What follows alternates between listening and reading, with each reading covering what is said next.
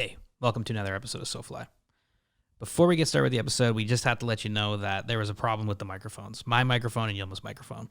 We feel so bad about it. We take a huge amount of pride in having great audio on this podcast, but damn it, something happened and we don't know what it was and the microphones didn't work properly. So listen, it's a great interview. This is an interview with John Giuliani from Sault Ste. Marie and Ray Blades and Ontario Outdoors.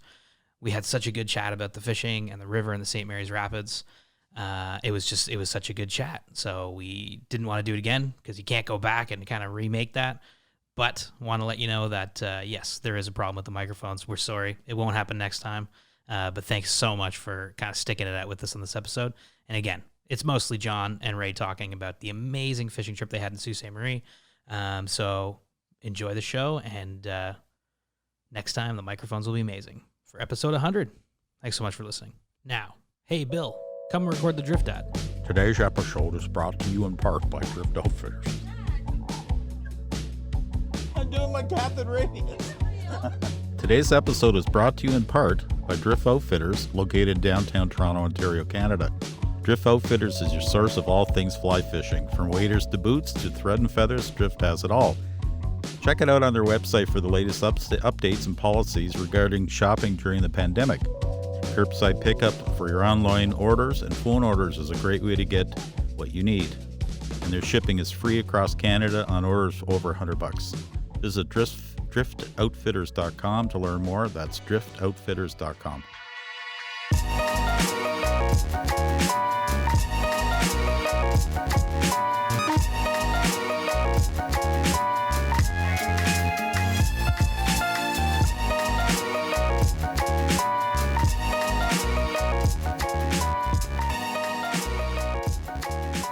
Hello, welcome to another episode of SoFly. My name is Mitch, and of course we've got Yilma. How you doing, everyone? Welcome, Yilma. I'm going to turn you up a little bit, actually. And we're super excited today because we've got episode 27 guest and managing editor of Ontario Outdoors, Ray Blades. Ray, how's it going? Good. How you doing? Good, man. It's excited that you're on the show again. Yeah, it's nice to be back. It's been too long. It's been a while. Episode 27, like this is episode 99. Wow. So I'm glad that you're back. Ray, you still got the flow. Oh, yeah, the flow's looking good. The beard's looking better than ever. Yeah. So we're super stoked that you're on. We're going to be chatting. We've also got another guest on the show today. Today we're going to be actually talking about a trip Aidas and Ray recently took to fish with guide John Giuliani up in northern Ontario in Sault Ste. Marie. More specifically, they were fishing the St. Mary's River Rapids, which is an iconic fishing location, one of the best in Ontario. The rapids holds all kinds of species of fish, including steelhead, rainbow trout, Atlantic salmon, and more. And on this trip, they were chasing steelhead, which we'll talk about. But firstly, let me introduce the man himself, guide John Giuliani. John grew up fishing the rapids with his twin brother, Joe, at the age of 4. His dad, who came over from Italy in 1952, bought a house only a block away from the rapids, which is amazing, and took John and his brother out to fish often. He spent the rest of his life fishing the rapids and getting to know them with the back of his hand. He started guiding when he was 17 years old, and at this time, fly fishing kind of really took off on the river, which caught the attention of writers and anglers from all over Canada and the U.S. John went to college to become a machinist, but as John says, that was really just to make his dad happy. He actually ended up guiding full-time on the river, and he still guides to this day, and he loves every minute of it. But today, he's on SoFly. John, how's it going? Very good. Thanks for having me. Yeah, thanks for coming on. Awesome. Lots to talk about today. I mean, we've actually never talked about the Sault or the St. Mary's Rapids, but they're like one of the best places to go fishing in Ontario, like even maybe in Canada. Like they're super iconic. Oh, it's unbelievable. Like I said, especially with this past, year and a half, 2 years that we've been going through all this, can't leave the province. Now we realize what's in our backyard. So that's why this past year, last year was out of 30 some years of guiding. Last year was my busiest year. Oh wow, no way. Yes, guys couldn't go to the salmon camps out east. Guys couldn't go to the steelhead camps out west. So you want big rivers, you had to come up and see me. Yeah, I guess that makes sense. It really is a big, wide river. Like quite like a west sort of river. It's a space swinging kind of river, right? Like there's just a ton of water. It is. Yeah, it all depends on what they got as far as they got the water levels set at. It's 16 compensating gates, 8 U.S., 8 Canadian. Okay. And actually, when I had Ray up, the water was high on the Canadian side, or in the rapids in general. There was like one gate open. So we couldn't really wait out. So we did a lot of fishing from closer to the shore, and we fished the inside of the berm, which had some great runs, some great pools. But now they dropped it down to 0.5 of a gate.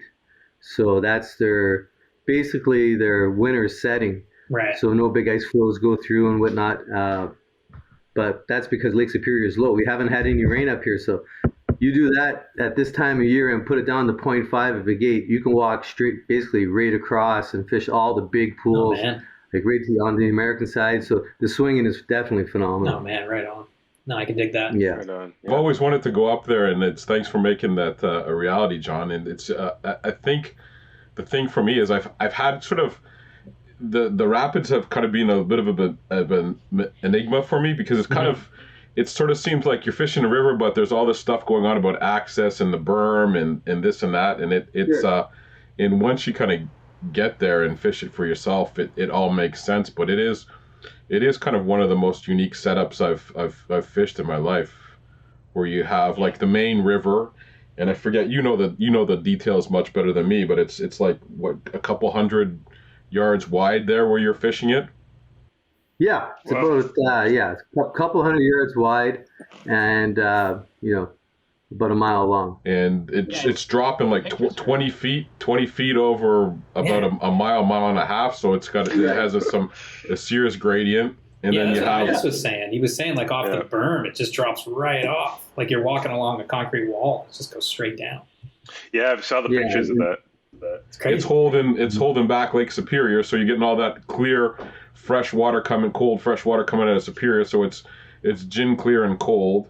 And then you have, That's you hit it right on the head there, Ray. That's what made the rapids what it is today. and then they have a berm. There's a berm that runs a man-made berm that runs sort of parallel to the river. So that's part of the unique setup, because it's not just the main river you're fishing. You have access from the Whitefish Island through to the berm, so you have that inside water. Then you have the main water access. It's just a really unique setup and pretty interesting to fish. So you're not just fishing the sides. Like you can get kind of in the different spots. Absolutely. Oh, that's cool. Okay. Where before they had that berm wall, you were at the mercy of the water that was That's coming it. down, and as soon as they opened like 2 gates or a gate and a half, Yeah. you either fished out of a canoe, which a couple of crazy guys did back then. But other than that, you fish from the shore. I researched some afterwards. I researched some of the like historic photos from there, and seeing those old black and white photos of people fishing, like you said, fishing from canoes, and it just like a straight wall of water coming down, and you're like, wow, that has to be a bit of a rush. That's wild. Well, we're gonna get into the trip in a minute, but I think talking about the rapids is like just there's so much to the rapids as we're already seeing. Let's get to know John a little bit as an angler and guide, and kind of just like get into a little bit of how you got into fishing and guiding, and then we'll kind of get into the rapids and what makes them special. But like first of all, you got into the fishing game at the age of 4 because your dad took you out. Was that fly fishing at that point, or was it just gear? No. My dad was he was a spin fisherman, fished a lot of spawn. Back then it was all meat fishermen back then, in the 60s and stuff like that. But and like I said, that was before the berm where you really couldn't fly fish it. So it was when I was 16 years old. That's when they built that berm wall. So they shut all the water off. They brought all these big machinery in there, and they built this berm wall to basically create a nursery on the inside where that one gate was. So no matter what they did with the levels of the gates, it wouldn't get any lower than what that inside of the berm is. So it wouldn't dry up the shoreline, wouldn't dry up all the spawning beds. And you can see it now, like Ray said, when I had him out, we were basically fishing the salmon fry hatch in the spring. And the natural reproduction that you see there now is just incredible. And it's because of that berm. It's because of that berm wall, because like I said, they'd have 2 gates open, they would shut it down to a half a gate, and bang, it would dry out that whole shoreline. So it was actually the municipalities of Sault Ste. Marie, Ontario and Sault Ste. Marie, Michigan that came together in '85 and put a $6 million project together and said, hey, let's do this in the rapids. Biologists, the universities, you don't see that stuff anymore very often in a lot of places. Totally. For the fishery Not itself. enough, yeah. And, and then That's where I was. I was 16 years old, and then next thing you know, the Atlantic salmon program was just kicking in at Lake State University on the U.S. side, and that first run came back in '87. So that kind of all fell into place, and then all these writers are coming from everywhere, and I was just a kid in there catching fish one after another. That's wild, man. So then, Just writers blew started up. writing about me, and so I started guiding So them. you started fishing at 4, but it wasn't until 16 once that berm was in and the river was turned into a fly fishing river. That's when you became a fly angler. Right. I was literally, when they were building that berm wall for that 1 year, I was literally walking through every hole, memorizing every hole. And then there was only 2 big holes in the middle of the river that would actually have water that were escaping from the gates itself. Okay. So one was called the Canadian hole, and it was full of steelhead. It was full of rainbows. While the whole summer, while these guys were, having their lunch sitting on this cement berm wall, watching me out there, and you're getting 7-8 pound rainbows, sipping on caddis. And so it didn't take me long to figure it out. I would just swing a muddler right on top, that size 10. And it was like a moose in a china shop, man. They would just tear right into it, So, yeah. So before it that, was, you would just fish like the wide river just from the shores kind of thing. right. You bottom bounce it. It was Okay. float fishing. It was so fast, you would never, ever get the drift. Gotcha. A few guys would come up and, but we would call spin the fly, where we would use big muddler minnows, 2 odds. Yeah. But we would use it on the long leader, just like they do down in Niagara and stuff like that. And we would, in the summertime, we use bucktails, because of the smelt patterns and stuff like that. But yeah, and then once the Americans started coming around, they actually wanted me to just point the fish out, and these guys were on their game, Right. you know what I mean? So they taught me how to fly fish, and I taught them, and I showed them where the fish were. Yeah. So basically they would say, okay, Johnny, I'd say, yeah, there's a steelhead right there. And they say, okay, I'll take it from here. And yeah, they basically, throughout the years, they basically, like I said, I learned how to fly fish with my clients. So when you've been fishing the river your whole life from 4 to 16, they put that berm in, and that first time you go to those pools and start seeing those fish, like, what was going through your mind? Oh, money. Yeah, it was crazy. Like I said, the only it was my father and I that were basically started catching these Atlantics. Yeah. And returning them back to the lab, to the Lake State. Right. And so they really started working with my dad and I, and they would have transmitters in their heads and kind of fine-tuning the program. There was alewife in the system, so they weren't reproducing. There was that thiamine deficiency in them, where steelhead, Atlantic salmon don't really reproduce. So, but as the years went on, they stopped stocking fingerlings, went to the 8 or 10 inch yearlings, put them in, dropped the 90,000 fish that they were putting in down to 30,000, and it was unbelievable. The next 2 or 3 years, there was Atlantics everywhere. So the next thing you know, that movie, A River Runs Through It, comes out, and Everybody's every up there. American wants to learn how to fly fish. Yeah. Totally. So it was unbelievable how, like I said, Orvis got a hold of me, and it just took off from there. Yeah. Oh great. man, that's amazing. Yeah, So you were it's a great like story. you were learning to fly fish from these anglers coming up, like Guys from all over the world. All over the world. Guys from all over the world. Yeah, the biggest quote was Hemingway called it the best rainbow trout fishery in the world. Hemingway came to fishing. he fished it. Holy shit. So That's wild. when that got out, it got the attention of a lot of people, especially the Americans. Wow, so Hemingway wow. came up to fish the rapids? Oh, he fished the rapids back in the day. Yeah, he fished all of the UP of Michigan, Yeah. and he said it. He said it a lot of times. He's got it in his stories where he said that the rapids of the St. Mary's in the Ontario Sioux holds the best rainbow trout fishery that he's ever had. It's amazing. Wow, it's incredible. Jeez. That's pretty cool. It's That's quite really the history cool. that the rapids have. I mean, so Yeah. the berm that they built, was that in support of the Atlantics? Like it was for that cause? No, Okay. not for the Atlantics. Basically, for the rainbow trout. Okay. Because it was the Sault Ste. Marie, Ontario side.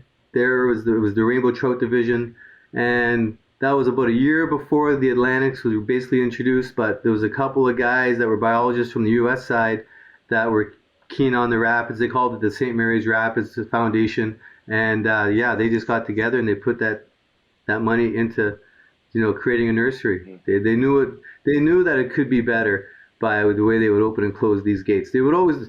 You can never really talk to the International Corps of Engineers. They set up their mind. They don't care about the fishermen. If they're going to open water, it was for levels of the Great Lakes. If Superior was down, they would open it if it was in the middle of spawning or not. So they built this berm wall, to improve that spawning. Right. It would literally blow gravel out before that. Yeah. But now it's, like I said, we had a fish hatchery on the Canadian Soo in the early 90s, and they planted like 90,000 steelhead a year.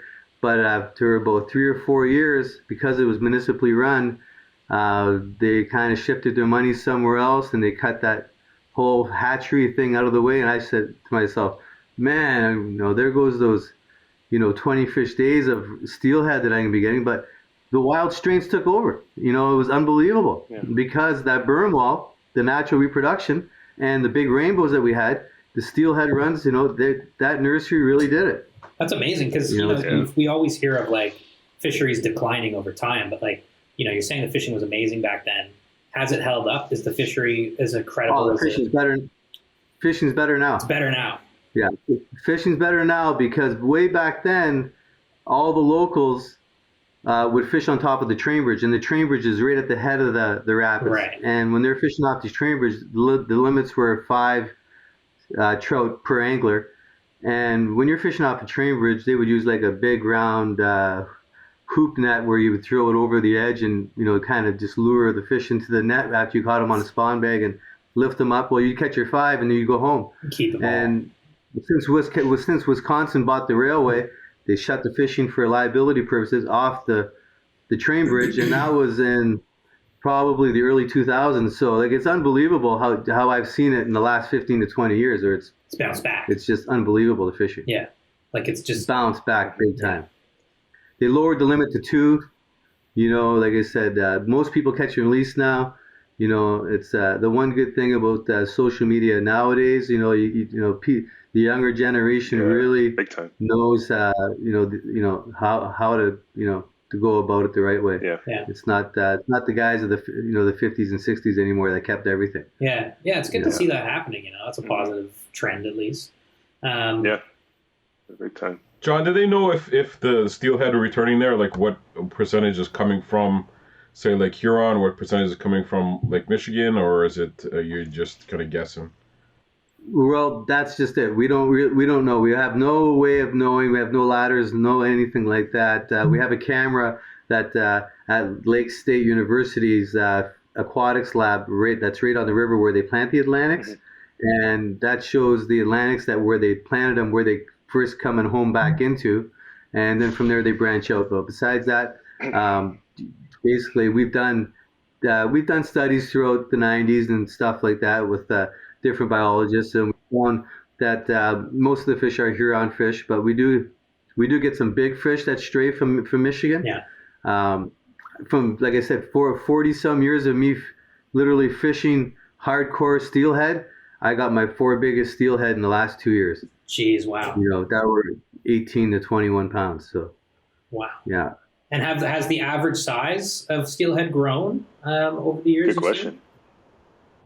Yeah, I think so. Yeah. I think they have. Like I said, our smelt runs right now are unbelievable. Oh, really? And like we get a summer smelt run up here, the juvenile smelt that are next year spawners. Yeah. That's what, and it's like the perfect. All the stars are lining up where the Atlantic salmon move in around the 1st of July, when the temperature hits about 55, 56, and those smelts show up at that same time. Wow. So we're pulling smelt patterns for them on my boat at the base of the rapids right now. But when those once that water gets to warmer around 60, 62, those smelt go deep, and then the rest of all those salmon will go up the rapids. Okay. And for oxygen, then they basically turn into browns. Like they just feed just like browns do on bugs. Yeah. Oh wow. Like caddis, and then that's the biggest thing. These are landlocked salmon, but landlocked to the Great Lakes. Okay. Yeah. So they're feeding when they're in the river system. Right. But we call them Atlantic salmon because they're the size of ocean Yeah, fish. yeah. You know, we'll get them 20 pounds. We'll get them 25 pounds. It's wild. You know, Yeah, that's amazing. but they'll switch off. They'll switch off feeding on smelt by the hour to a caddis hatch, and then from a caddis hatch, 10 minutes later they're on salmon fry. So like you always got to keep your eyes open, watch the birds. You got to be watching everything when you're on the river during the day. Right. The caddis hatches there were pretty impressive. They're huge caddis hatches. That's what I was Yeah, just so saying. I heard. Yeah, he was. Yeah. Oh, They were Waves ginormous. It's and waves, unbelievable. waves and waves of them peeling off. Oh, man. So one more establishing kind of question for people. The fish. What kind of fish can you catch? So you're saying salmon in July. What are the other kind of seasons in fish? Yeah, well, you get your big rainbows. Rainbows 12 months, or resident rainbows are 12 months a year. Okay. Because that's cold water for the most part coming down from Superior, we get steelhead. Yeah. 12 months a year. 12 months. You know, they blow in and out. If we get a big storm that's blowing northwest in July from Superior, it'll literally drop that water temperature 10 degrees Wow. overnight. Wow. So So that'll trigger. Next thing you know, you got a steelhead run moving in. oh, man. Just like You know, that. so like I said, I've caught steelhead in every month of the year. I got a steelhead yesterday pulling streamers for Atlantics with a client of mine, and Man. yeah, today we got a walleye and two Atlantics. So yeah, so like when there's smelt in the river system, you know, everything's in there. But basically, rainbows are there 12 months.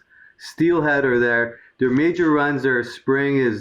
We get the latest run out of all the Great Lakes because of that cold water coming in from Superior. Mm-hmm. It doesn't hit that 40, 42 degrees, their spawning temp, you know, until June, you know, late May, June. So you can fish your steelhead in the spring. Even their post-spawn fish, they don't leave the river because we have so much going on in there. We have the pink salmon fry that are hatching from the fall, you know, and we got all that oxygen. We got water temperature that's high 40s, low 50s. You know, even the males don't leave. Yeah. Mm-hmm. You know, it's crazy. Yeah. Yeah, I've heard of the Pink Salmon Run. Does that Yeah. happen? Well, yeah. What's the deal with that? That happens every few years, isn't it? Something like that? No, yeah, it used to happen every second year, Okay. every odd year, but it seemed like the last 10 to 15 years, it's every year. Wow. Jeez. It's just that just 1 year they're just larger than the previous year. Yeah. You know, probably double the size. Right. Yeah. What's the reason for the off year or the inconsistent spawning? Well, it's just like I guess that's everywhere, even out west and up Just has to in do with Alaska. the They cycle. only run every second Oh, year. okay. That's their just their cycle. Okay. Yeah. Right. So Ray, you're a steelhead guy, and the Sioux's got steelhead 12 months a year. Are you moving to the Sioux? What's going on? I'm actually living in John's basement right now.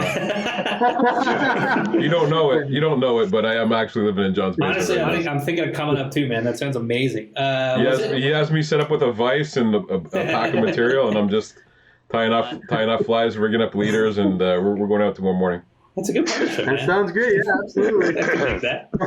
Ray, was this your first time fishing up on the St. Mary's Rapids or no? Yeah, so like I said, I've always wanted to fish there, and I fished.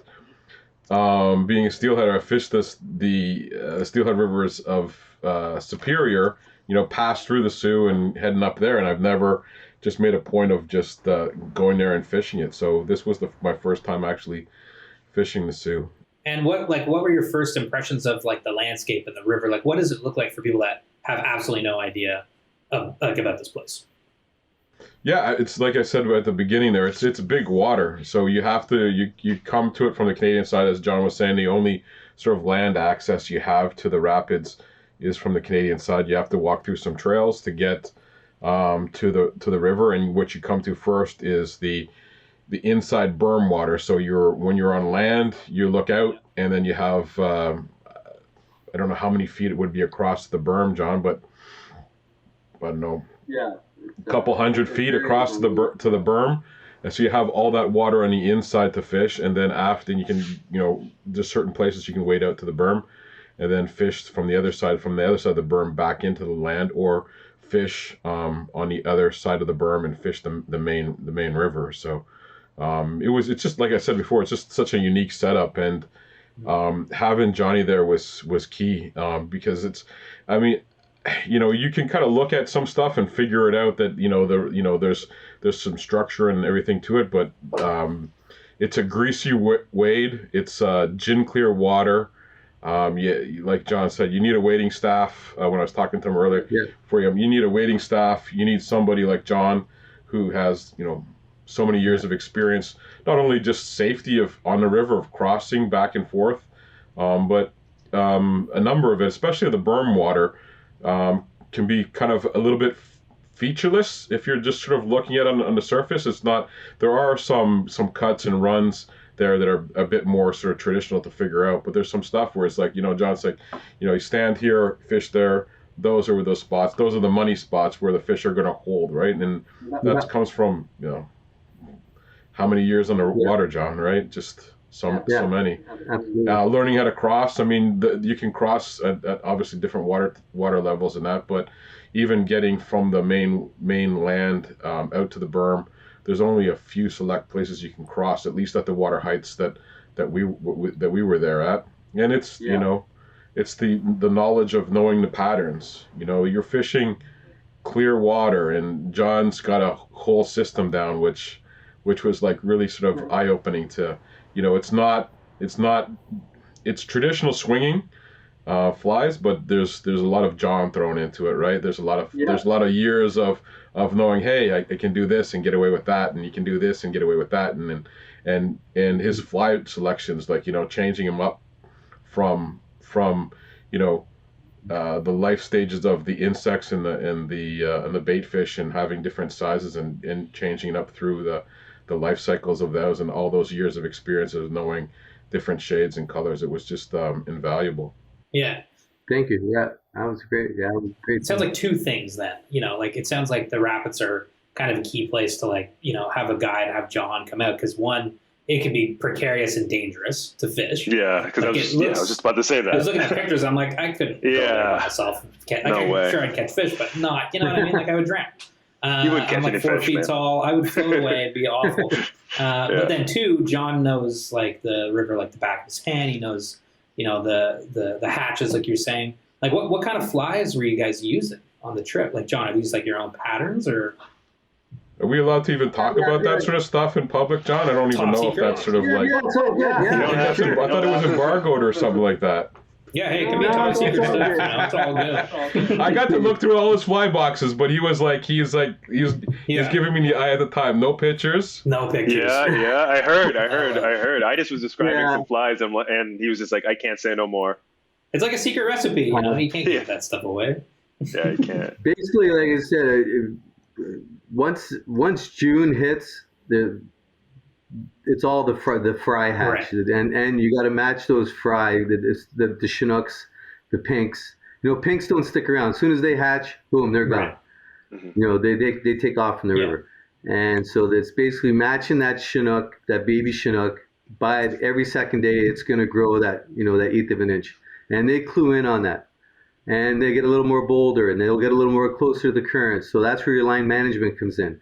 And Ray was the like I said, for 3 days with Ray, it was just, it was heaven for me, because like I said, I'd say hit that spot, and he'd hit it. You know, like I said, it didn't matter what the wind was doing. And the first day we went out, I think it was like 50K winds. Wow. And he was, like I said, every guide's dream was that the guy have a guy like Ray out.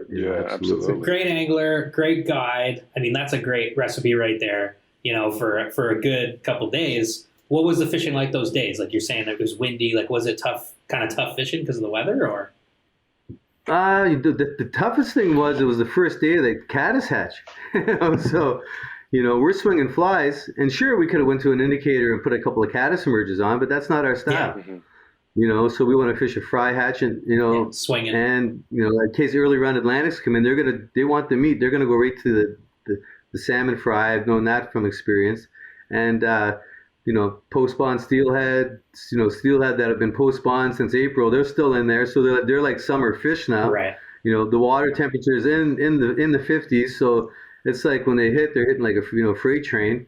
And then we got some beautiful rainbows that that were more than eager to take a fly. So as much as I love steelhead, and I do love steelhead, and it was nice to catch a number of steelhead in there. Catching those catching those resident rainbows was really quite a kind of an eye opener and a delight. Yeah, They're just beautiful gorgeous. fish. You would think some of those bows, you would easily think you're fishing Alberta or BC with how beautiful they're, clean they are, all brightly spotted up and just really nice. And aggressive. Yeah, and you said you can catch some of those residents up to like about 10 pounds. Oh yeah, Good God. 10 pounds. Yeah, even bigger. Yeah. So I would think every fish is a steelhead. I'd be like, look at the steelhead. Yeah. I'm sure Aidas did. Absolutely. Yeah. Yeah, but like we were talking about before, you have the cold water year round, right? So and then you have the insect life, and then you have all those Also, crayfish. The crayfish are huge. Yeah. It's rapid, so it's all rock. So to live in that, the crayfish got to be big. Mm-hmm. When you see the crayfish biting the seagull's back when they're trying, the seagulls go down to pick them up, and then the crayfish are fighting with them. You got a pretty good crayfish on your hands. So yeah, you'll see big claws that the seagulls that'll rip the claws off first, and then eat the rest of them. The birds are well pretty fed. interesting the way they do There's that. so much food there that there's no need for a lot of those rainbows to go anywhere and go back to the deep lake. They just hang out there, which is really, really nice to see. That's awesome. Yeah, one cool thing I just was saying was, the birds. You were saying earlier too, John, like look for the birds, follow the birds. Yeah. Is that because they're like you said, they're eating bait fish? So if you find a pot of birds, you've maybe found fish? Well, no, the birds will tell you exactly what they're feeding on. And usually what the birds are feeding on, the fish are. So there'll be that berm wall. If you see a bird standing on the berm wall, I already know that he's always peeking over the edge of the side of the berm wall, and he's going to dip down, he's going to pick up a salmon fry. And if you watch them, they'll do that, and because if they want to just sit on something, they'll go sit on a rock. But when they're standing on that wall, they're there for a reason. Yeah. And like I said, if you don't see the bugs in the air, like I said, those salmon fry, usually when they start pushing away from the shore, that's when it really gets interesting, because now they're in the runs, and now you're going to see those big aggressive smashes on the surface. But like I said, the birds will tell you right away when those salmon fry are at the right size, and then I'll go to a certain size salmon fry when the birds are taking them. Okay, so you've got it all figured out. Yeah. But that's cool. Right. That's cool. Look, think about the birds. What they're eating. I've never thought about it that way. But it makes a ton of sense. Yeah, I love that. Yeah, and the biggest thing is a lot of people think it's just a caddis river because it's all rock. No mayflies come off of that stuff. Mm-hmm. But we got those gates, and up above those gates is Lake Superior. All those bays in Lake Superior. Next thing you know, you get a mayfly hatch that's going on, or a stonefly hatch in one of the rivers that are up above the gates. And next thing you know, they're coming down through. Yeah. So yeah, you got to bring everything. You got to bring your hex nymphs. You got to bring your stonefly nymphs, because like I said, there'll be times where, hey, they don't want to eat a caddis that day. Yeah. Right. Yeah. No, that makes sense. Yeah. So what'd be like a really sort of versatile setup? Because I know Aidas brought his switch, his six weight switch rod, and for me, hearing this, I think that would be pretty ideal. So you can kind of switch back and forth to Yeah. Okay. Yeah, especially if with an OPST head, you can you can nymph fish, with a switch, or you can swing. Yeah. Ray had that 11.5 foot switch, I believe. Yeah, the Pairway Renegade. That's Jerry French's rod. It's really that's my favorite rod to fish. He was hitting spots that I never dreamed that he would be hitting with a switch rod. Holy shit. Yeah. Yeah. Nice. It's pretty versatile. I would say though, if you were, maybe with the water lower and you're wading out, you could get away with it on the main river a bit more too. But if you're just going to fish the main river, a longer rod would probably be a bit helpful. Yeah, I use a 13.5 foot or 13.3. My favorite is a 12.5 6.7 Winston, one of the old borons. Yeah. Mm-hmm. And I've landed some big fish on that. But then I got them all the way up to 15 foot rods. I seldom use tips. Yeah. I like to stick with either mid bellies or long belly. Right. All Scandi. Yeah. The water's clear. Right. The deepest runs are only 7 feet. So like I said, they see it. Like I said, and then if I wake the fly. Yeah. I use a really long leader. Yeah. I taper it down. I'm using a 15 foot leader. Yeah. And that's my swing. Mhm. So a dry line, but a heavy fly. And you send it out, Long and leader. that's it. Yeah. Yeah, not even a really heavy. Yeah, for steelhead, I'll go with a heavier fly. But still, you got to watch how heavy that fly is if you're going to be using a longer leader like that. I love that. You do want to turn it over. I love And that. you're picking up Atlantics on bombers and dries as well too. Right. Oh, no way. Yeah, we're fishing traditionals a lot. Yeah. We're fishing a lot of traditionals, real small stuff. Mhm. So for Atlantics all summer long. Yeah. So Oh man. you're watching them. They're landlocked salmon, but still they're imprinted. It's the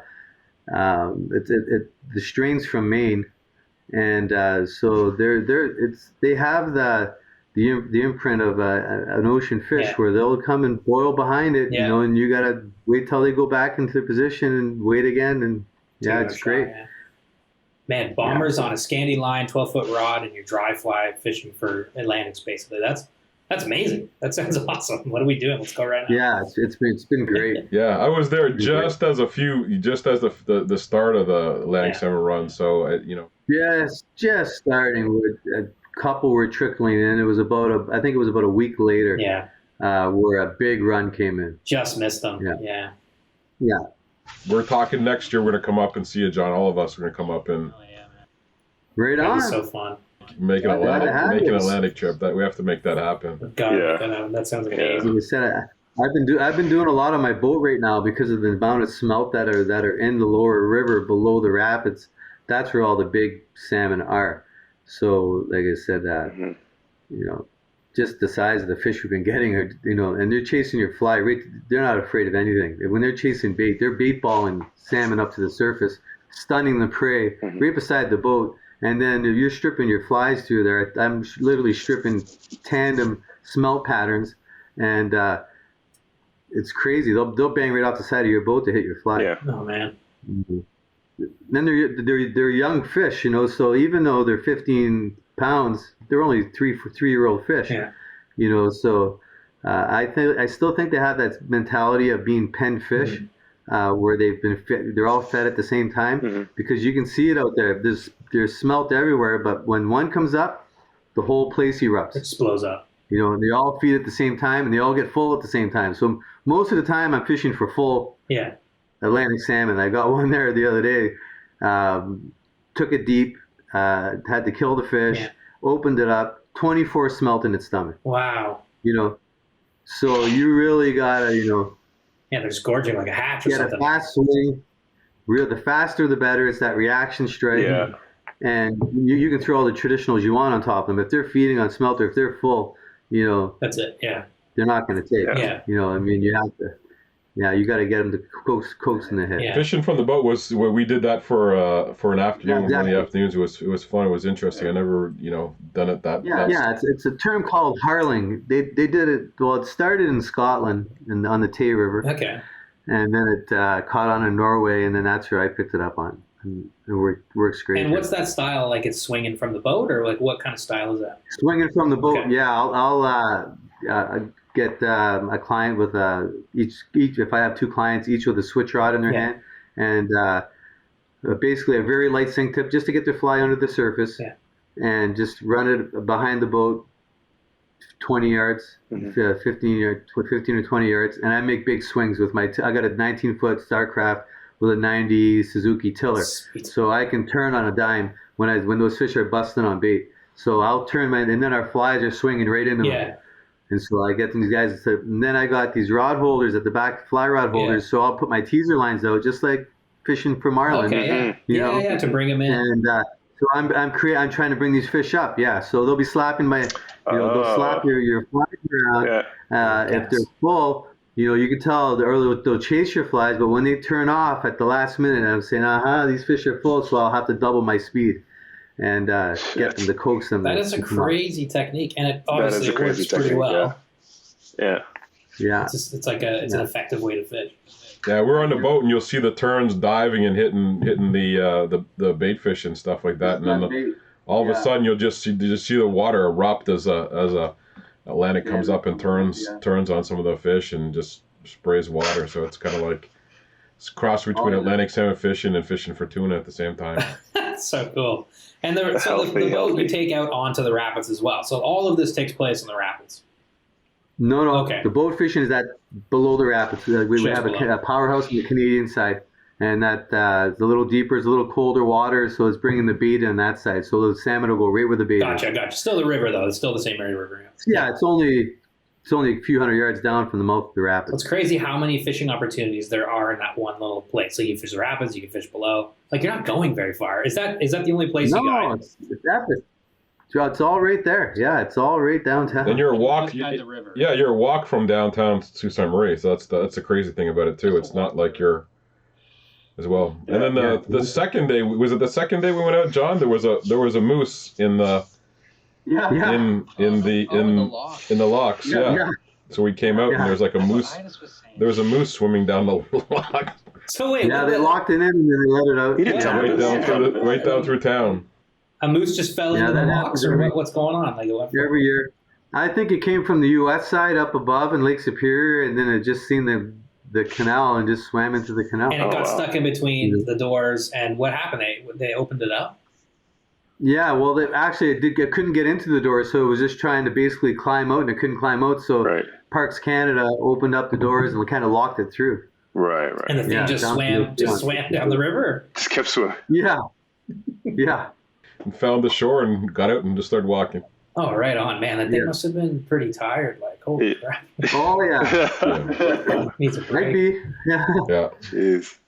Oh, man. Seen one last year do that same thing, too. This happens every year. Pretty much, yeah. It happened the last couple of years. That could be a part of the marketing of the guiding. Come see the moose. Absolutely. Come see the famous lock moose, yeah.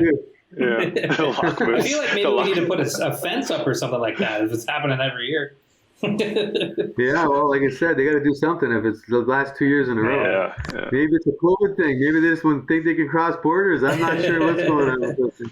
Well, apart from the lock moose, Ray, was there any what was a standout fishing moment on the river for you? If one comes to mind, was it landing fish or was it just the boat? I think it was just fishing with. I mean, it was great having Aidas there, and just we had a lot of fun with Aidas and just playing around, and great for being on a tour with him. But being with Johnny was just the highlight. I can't call him John because John just seems so formal, and Johnny's just he was just so fun right from the start when we met him in the parking lot.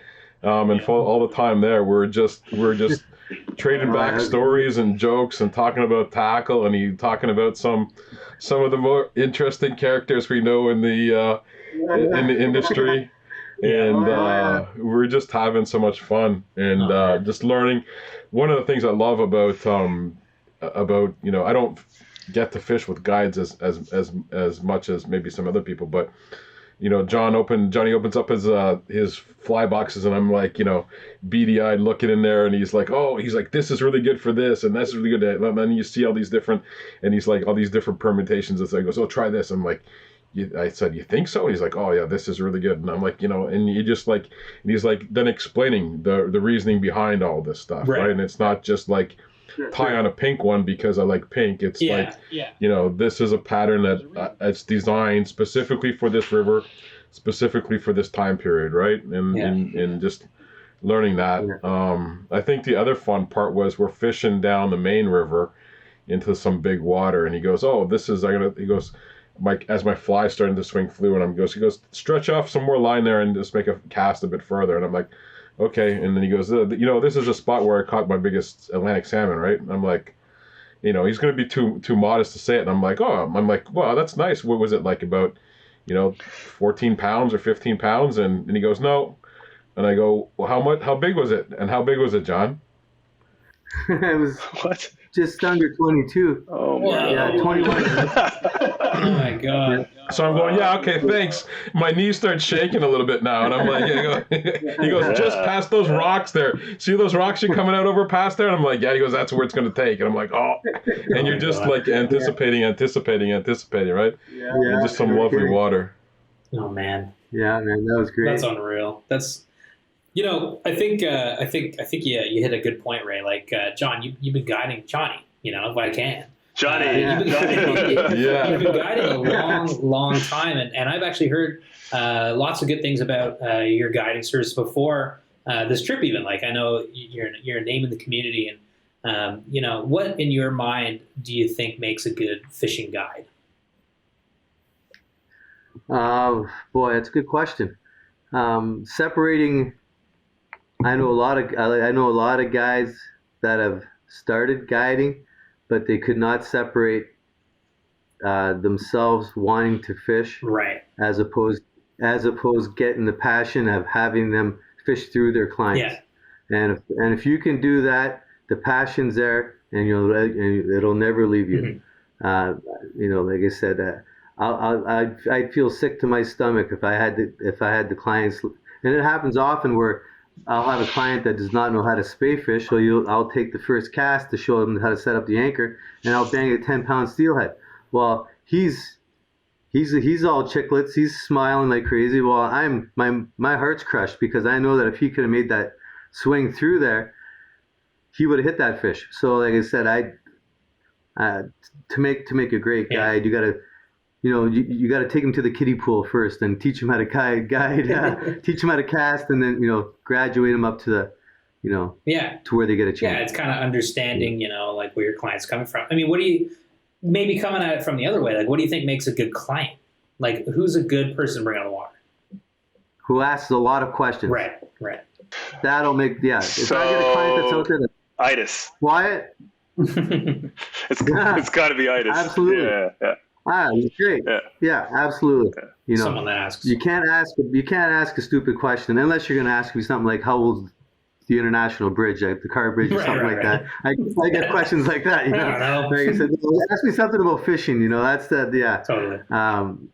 But yeah, like I said, if the guys that are you can tell the clients that are going to be great just by when you talk to them first on the phone. They're just so pumped up and. Like I said, I've had some clients out there that, they were just didn't want to listen. Yeah. These are guys that thought they knew more than me, like because they're 20 years older and said they fished Iceland, this, and this place. And egos. The next thing you know, I put a 15-foot leader on for him. I go back and he's cut the leader in half, and he's, he wanted to fish his way. Well, I said, that's fine and all, but how come your friend's catching all the fish now? And maybe you should listen to me. So basically always. You do it in a nice way, but just you're dealing with the public, so sure. There's a fine line. Always listen to your guide, people. Come on, it's like 101. Yeah. Always listen. That to was your a great guide. thing too about Johnny's program. It's just like I learned how to fish the rapids better, but I also learned some insights into my own fishing better to apply it to some of the situations where some of the rivers and places that I fish, and I like what Johnny's saying about this or that pattern or how to fish it this way. And you're just thinking, okay, I can use that in this situation on this river and that situation on that river, and it's just that was a real joy of it too, right? And Johnny's such a personable person. It's just instructing, just having the balance of being a professional and an instructor. And also just being a good person to spend some time. Thank you very much. Water with somebody all day, talking to them back and forth. You don't want to have somebody that's just a drill sergeant, and you don't want to have you don't want to have somebody have some fun with too, right? Totally. So, absolutely. Especially when you're swinging, because sometimes those hits come few and far between. Yeah, totally. So like I said, we got to talk to each other. Yeah, we got to find out what each other's about. You know what I mean? Yeah. And that just. It sets the right energy, for the day. Yeah. That's everything. Well, that's a good, point. Like, what, John, do you think makes like a really great day on the water for you? A really great day in the water for me is just the smile on my client's face. Like I said, I can read a person within 5 minutes. Yeah. Like I said, and I'll tell him, I got to tell him, hey, sometimes put the rod down if he's not happy with the way he's been casting.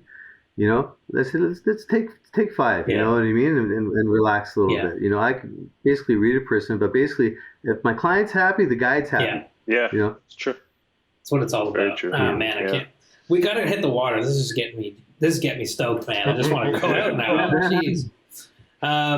He loves swinging. Okay, we got Oh man, God, I can't wait to go swimming. I've been talking to Aidas actually. Stop talking about it. Seriously, it's mid-July, Mitch. Like we're not. I know we live in the same house, and we've been talking. Every time I see him, I'm like, I can't wait for fall steelhead season, man. Like I'm dying, and it's like it's bass season right now, man. Like you gotta wait a couple of months, but can't wait to get out steelhead. Today's episode is brought to you in part by Gills Fly Fishing International. Gills Fly Fishing International provides the destination fly fishermen with the best personalized trip planning and booking experiences possible. And they run FFI Magazine, an online fly fishing magazine with articles from your favorite fly fishing writers. The magazine is filled with tips, trips, and tightline stories to get you jacked for your next adventure out on the water. Visit flyfishinginternational.com to learn more. That's flyfishinginternational.com. Okay, we've got one more segment in the show that we ask. It's 5 questions, John, that we ask every single guest. Ray, did we ask you Mitchie's Fishies 5? I think we did. I'm pretty sure we did. I think we did. Yeah, we did the Mitchie's Fishies 5. But you can do it again. It's been so long ago. What was it? Episode 27? 27. Yeah. So my memory is good but short. So you could ask it to me again, and I'll probably give you a completely different answer. I think I will. And then we'll go back and see how close the answers are, because I'm pretty sure I remember some of them. But let's do this, John. It's basically just 5 more questions that are just kind of more about fly fishing. But we ask every single guest, so I'm going to ask them now to wrap up the show. But sure. So the first question, John, is what is your favorite fish and why? If you had to pick a favorite fish, what would it be? Well, my first love, and to this day, is the resident rainbows, because those are the ones that got me through my childhood, through before the salmon program. Don't get me wrong, I love steelhead, I love Atlantic salmon, but it's those big resident rainbows that really got me to fly fish and really, were eager to play. Yeah. They smash it hard. They're pretty predictable. Like Atlantic salmon, man, I'll tell you, at the end of this season, I usually need therapy. You know what I mean? I got to sit on a couch for a while, because they'll have you banging one day, and the next thing they're hitting something that you've never even seen. So yeah, my resis, I love that. I'll catch them with a different group of guys. You know what I mean? Like I said, I have names for some of the resis in there. So definitely my resident rainbow. I love that. That's great. I love that answer. Specifically of the same area of the rapids. Absolutely. I love that. It's so cool. That's the most specific answer we've ever had. It's great. Favorite fish being from this place. Ray, what about you? I'm pretty sure I remember. I think we did do this, and I want to know, what is your favorite fish and why? This is the impossible question and answer. It's like, what was that? Was it Star Trek where he had to try to? I'm not a Star Trek geek, so don't hold me to this. But we're watching a movie where he had to try to get the admiral's position or something like that, and he had to do this course where it was like an impossible answer, and he actually had to hack the computer to pass it or something like that. And that's what that question feels like to me. Yeah, it's a tough one. Actually, we've never, everybody's answered it. I think twice. Tom Rosenbauer was like, I can't answer that question. He's like, just not large enough bass. We're like, all right. We're like, all right. That sounds good. Yeah. That is probably one of the better answers. Anything except large enough. But what about you, Ray? What's your favorite fish? Any day you're going to probably get a different answer from me. I love steelhead. I love Atlantic salmon. I love brown trout. But one of the fish that just brings me to a mindset in my youth and is grayling. I fished grayling in Britain, awesome. And it's just such a unique fish, and I just have those things stick in my head that I haven't caught as many as I'd like to, and I want to catch a bunch more. Oh my god! I definitely want to catch a grayling. Yeah, me too. So cool. Yeah. No, it's a great answer. Grayling are amazing. I think that's a first. I don't. Maybe you and one other guest said grayling. I think they're kind of a rare choice. Yeah, very rare choice. I think we talked about that when I was fishing with you, Johnny. I don't know, because of the UP in Michigan, and then I know they used to be up and through there. I wondered if I've never read any literature if historically they were like anywhere around the Sioux. No, I don't think they were. Else, because I said I've done a lot of research on a lot of the fish, and I know that they were in the UP. The El Sabo, what's that, just below the Mackinac Bridge? So I know they had grayling there, but... Wow, really, eh? They had them up there. Yeah. That's crazy. That seems like so... Yeah, because when I think grayling, I think like so north, like like crazy north. But that's cool. I dig it. Okay, number 2, Mitchy's Fishies 5. John, if you could fish anywhere in the world right now, where would you go and why? Assuming it's the best season to go there. I think I'd go to. Well, I know I'd go to probably Labrador, Newfoundland for Nice. Flowers Lodge, where you can get Atlantic salmon on basically bombers and decent size and numbers. Yeah. Yeah. Mm-hmm. Yeah. Yeah, that's a good answer. I mean, that's kind of a tough one to beat. I think that's on the top of the list for pretty much everybody. Everyone. Ray, how about you? Where would you go and why? If you could go anywhere. Yeah, similar. I think if it was Canada, it would be probably Cascapedia. Oh, yeah. Although I say that, and then it's another impossible one. I'd love to get back up to Nipigon. I haven't fished Nipigon for a while. Yeah. Or I'd go over to just go full balls out and go to Russia and go to the Yukon or something like that. Yeah, something crazy. Yeah. Great answers. Yeah. Me too. I think we haven't traveled in so long. I think I'd go somewhere insane too, like somewhere super Russia, far, the Seychelles or something. Yeah. Russia's So you're great. gonna pay for that Seychelles trip, Mitch? Out east, yeah, I got you covered, baby. Thanks, man. Out east is great though, John, too. I mean, yeah, Atlantic's such a good fishery. Okay, John, what is number 3? What is one of your favorite fishing memories from ever, from all time? Or at least one that you can think of right now. I got a great memory, and I think about it on a lot of days, especially when I'm taking a couple of guys into the rapids for Atlantics. It's been about 15 years ago. One of my loyal clients called me up and he says, John, he goes, I got a good friend of mine. He's got basically stage 4 cancer and just wants to get his feet wet in the St. Mary's.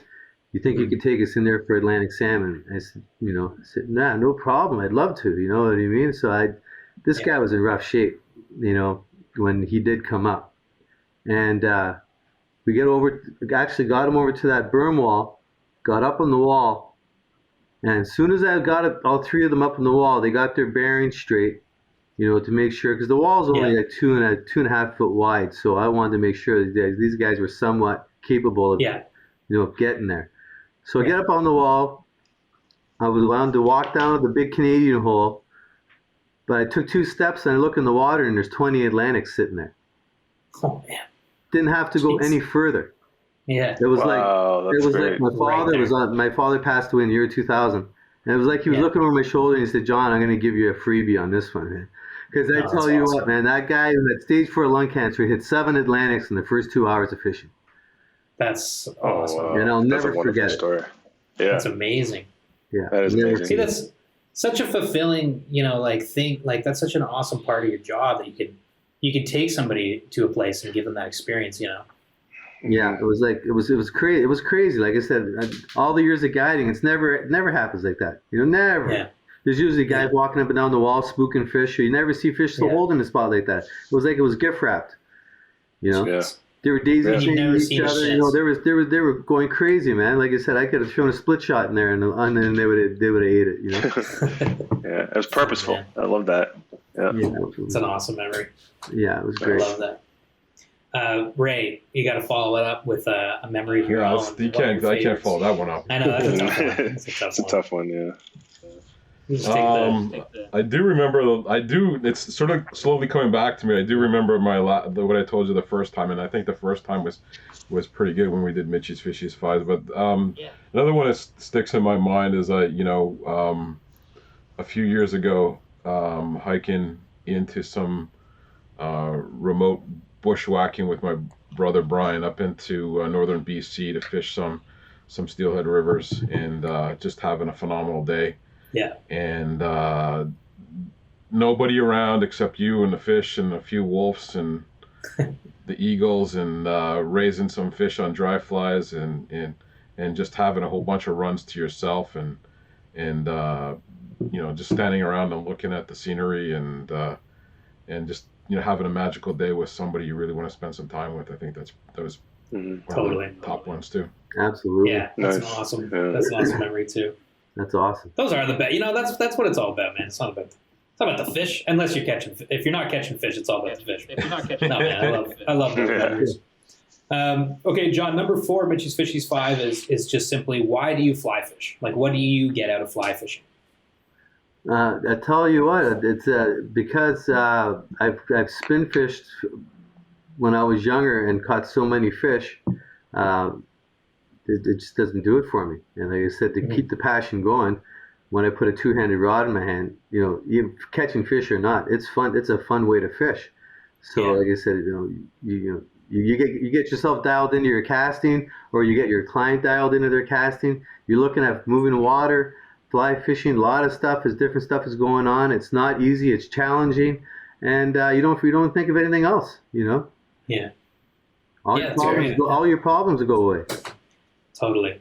Yeah, fly fishing there's something about it that it's just kind of more fun for some reason, It's like, I don't know what it is, but it's just, I agree. Like, it's when I spin fish, it's like, yeah, it's cool. Fly fishing, the mechanics of it is just more interesting. I don't know. But I can feel that. Ray, what about you? Like, what do you fly fish for? What do you get out of it?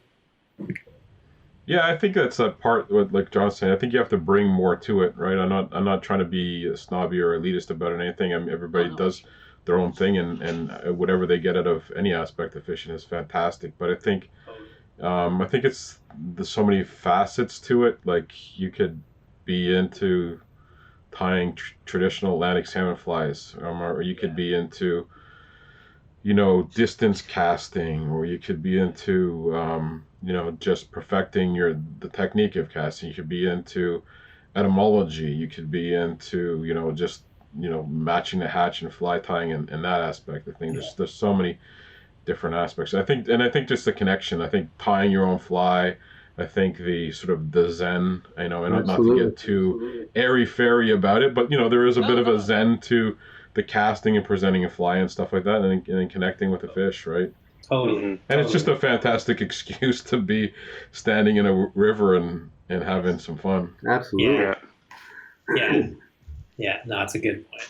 No, I agree. I think the aesthetic of the whole thing's awesome too. I mean, that's a huge part of it. John, number 5, Mitch's Fishies 5 is, what fly pattern represents you best and why? If you were a fly, what would you be? Wow, that's a good question. And it could be an existing pattern, it could be a pattern of your own, doesn't matter, but what would Johnny be as a fly? I think it has to be the old woolly bugger, man, because they tell me I got 10 different faces, it could represent anything. Yeah. I love that, man. What color? Well, Ray knows my hot bugger now. It's buggering out. Oh, you said it's pink. It's a hot pink. Hot pink is it? That's what especially in clear water. A bugger basically represents everything. Totally. Just like a muddler minnow, a very close second. Like a muddler is one of my favorites, especially playing on big rocks. So. Yeah. Woolly buggers, man, I love them. They're good-looking flies, charismatic. They're forgiving. I think it makes sense, man. I'm all about it. Especially when you got a client that doesn't know the cast. Like I said, a woolly bugger doesn't foul up. Totally. Yeah, it's true. Ray, what fly would you be? And I'm trying to remember. I think I remember what fly you said last time. Let's see. It's coming back to me. It's taking a little bit of time here, but I've had a coffee and we've talked and it's working through. So. I remember what I said last time. I said, because of pure simplicity, I said a string leech. And I can, nice. As soon as those words came out of my mouth, I knew my good friend Joe Amaral, when he heard that, was rolling his eyes and shaking his head and scratching me out of his will. So just for Joe, I'm going to change my fly pattern to a Catskill Ty Hendrickson. Nice. Just because just for nice Joe. Slightly more technical to fly. Nice and simple and elegant, and it's it represents a lot of what Joe sort of taught me for such a long time on fly patterns and design, of just the balance of being the aesthetic beauty of it, the simplicity, making a very difficult fly to tie well look very simple, and also be very effective at the same time. I love it. Absolutely, that's a great answer. We've got a couple good. Those are some good fly pattern answers. I love. Yeah. Woolly bugger. I love the Catskill, the new fly. It's great. John, Ray, thank you guys both so much for coming on the show. John, if people want to book a trip up to fish the rapids, how do they get a hold of you? What do they do? Where do they go? I'm on pretty well every social media thing out there. John Giuliani Fishing Adventures. You can look at my Instagram. My website is the St. Mary's River Guiding.com. Yeah, like I said, or you can call the city. It's called Sault Ste. Marie Tourism, call Algoma Country. Call the mayor. Yeah. Call the mayor. Where's John? I need him. I need John now. Just don't call Mayor Giuliani. That's the wrong one. That's the wrong Giuliani you're looking for. Yeah. Well, we'll put links to where people can find you in our show notes. And of course, we'll tag you on social so people can find you, all that stuff. Ray, can people expect to see any stuff about this trip in Ontario Doors or anything like that? Yes. Glad you asked, Mitch. It's almost like I knew. We'll have full coverage as planned for our Ontario Doors fishing annual, which comes out in early 2022. Awesome. And that's our main. We run 10 issues a year, and that's our main fishing focused issues that will be out, and we'll have a great feature on John in the Rapids and some fantastic photography from Aidas, and really looking forward to that coming together. Right on. Heck yeah, us too. And look for on our channels for pictures and maybe some video clips as well. And yeah, thank you guys both so much for coming on the show. It's been really great talking, and thanks for chatting till 10 after 10 on a guiding night. Appreciate it. My pleasure. Great talking with you guys. Likewise. Awesome. Alrighty. Well, take care. Awesome, guys. Super cool guys. I love talking to Ray. I haven't talked to him in episode 27 was when he had him on. Isn't that insane that this is episode That's insane. 99? 99. What? This is 99. Yeah, I know. Our next This is episode's humble beginnings, 100. and, I haven't seen him in so long. He looks the same. He's great, Yeah, I love Ray. He's a nice guy. So knowledgeable. Yeah, he's great. Yeah. I'm bummed I missed this trip because I was supposed to go. It was supposed to be Aidas and me going up, and then we went to Snagami the week before, and I came back to work. That was just like, because it was kind of unsure this trip was going to go through because COVID, but everything, and I was like, no, my God, I can't go. But I just went, and it looked awesome. And John, super, super nice guy. I just was telling me about him last weekend when we were fishing. And yeah, he's awesome. What a nice guy. Like, that's the kind of guy you want to have on the water, like a nice guy, knows what he's doing, passionate, easygoing. Like, it's like he was born to be a fishing guide. Yeah, absolutely. And it just worked out so well. I love this story about, he was a spin fisherman, and he learned how to fish because the fly fishermen told him, show me the spots and we'll show you how to fly fish. I thought that was a really cool way of his story. Very unique. That's cool. That is cool. I dig that. So we've been lucky though, Mitch. We've been lucky. Oh, come on. How come we've been lucky today, buddy? What's going on? Man, I don't think we've had one sort of bad guide, Ontario's has got some really good guides, really man. Quality guides. Yeah. We've been lucky to be meeting really great guides, people that just good people, they take us out on the water, and even this last weekend. So today Jeff Jackson, is the 14th. Today's the 14th. This show comes out at midnight tonight, so the 15th. So if you're listening, this is hot off the presses. We just recorded. This is last night. Just me and Mitch. I miss you all, though. I just had barbecue. I'm really full. Kind of like that, I kind of don't feel good full, you know what I mean? But that interview was awesome. Yeah, missing Aldo. Aldo's on the show this week, but he'll be back for the next one, which is our 100th episode. So we're going to do something special. We're not sure what that is yet, but we're going to have giveaways. We're going to do some crazy stuff. It's going to be pretty cool. We're talking about maybe doing a live episode again, like we did at the holidays there, but we'll see. We'll figure it out. But either way, it's going to be super fun. But this last weekend, we went fishing with Jeff Jackson in Ottawa. We fished the Petawawa River and just outside Ottawa. And we fished the Ottawa River, kind of in Pembroke, Renfrew kind of area, Petawawa, obviously. And it was super fun. Jeff was awesome, nice guy, good guide, great setup. He's got awesome boats, fishing his drift boat. Boats. Yeah, he's got a hard drift boat that he fishes on the Ottawa with, which is wicked. And he rows you around through all the little rocks and kind of inlets, and streams within the river, and it's like, yeah, you just catch all kinds of bass, and it's a great day in the water. It's a great day. And then I'm dangling my feet off the back of the raft. Yeah, the float raft for the Petawawa, which is a more kind of white water, not white water, but more like kind of like a trout river, almost like you'd see in Montana. Like fast moving water. You kind of pick fish up in eddies and behind boulders and stuff like that. And he's got his raft for that because it's shallower. And yeah, Yilma's dangling his feet off the back, and poor Aidas is in a Watermaster paddling his butt off. And oh man, there was actually moments where I was like, I don't know if Aidas, because you get to a point in the Petawawa River where it's pretty flat, open water for a few miles, and it's like you got to really row. And Jeff's also a whitewater guy. He rows, like he's big into that. So he, obviously, and he's a guide, so he's like, whatever. And his boat's built for it. He's just rowing us through that water while he was casting. But I look back and see Aidas like struggling. Those Watermasters aren't designed for that kind of rowing. He's a big guy, and I was like, poor guy. But it was super fun. Yeah, it was super fun. Yeah. And it was a blast in the past, and we caught lots of smallmouth, and it was just a great summer day.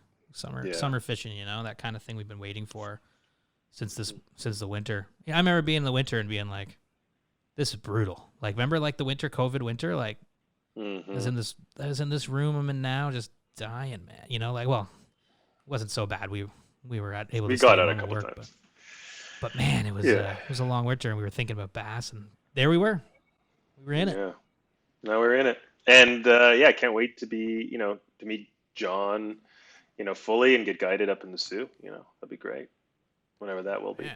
Be awesome. For some Atlantic, some rainbows. I'm more excited about the rainbows than the Atlantic, surprisingly. I don't know why. I guess because I haven't caught enough rainbows in my day. But then again, I haven't caught enough. Never caught an Atlantic. I mean, I caught a couple on the credit, those little guys. But you know what? I don't know what I'm saying. That's crazy, dude. That's crazy, man. Miss you all, though. What are you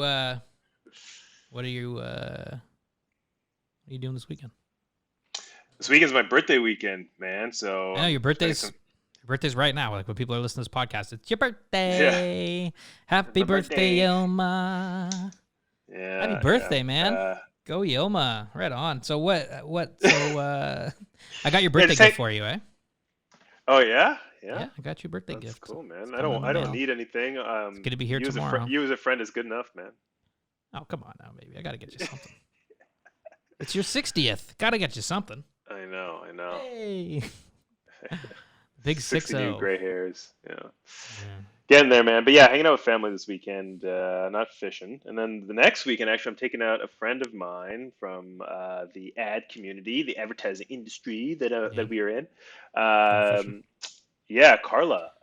She's new to fly fishing, and she's gung ho. She wants to get out, and I'm taking her to the Grand for some smallies on the 24th. Oh, cool. Yeah. Right on. I'm gonna teach her how to like swing for them because it's fun, and then we're gonna pop a little bit in the evening, and then I'll take her back. So yeah, very excited. Cool. Right on, man. Well, I'm gonna try to fish too. I don't know when, I don't know what, but hope everybody listening at home is able to get out and enjoy some fishing. Send us an email with some summer fishing stories. info@soulfly.ca, and we'll read them out on the air. Send us an email. Also, that ad that you heard at the beginning of the show, the drift ad, we want you guys to record it. So if you want to be in the show recording a drift ad, please email info@soulfly.ca and just say, put me in an ad. I'll read it, and then I'll send you the details, and we'll record it. We'll record it in our thing, and we'll have you kick off the show. It'll be super fun. It's super easy and super fun, and yeah, it's fun. Just you got to do it, because then we can introduce you in the show. But everybody, thanks for listening so much. John, thanks for coming on the show. It was awesome talking. Ray, always a pleasure. Looking forward to hitting the water again. That's it for me. Mitch, Yilma. That's it for me. Thanks for listening. If Aldo was here, he would say, that's it for me. And then I would do something stupid. And then, you'd do something crazy.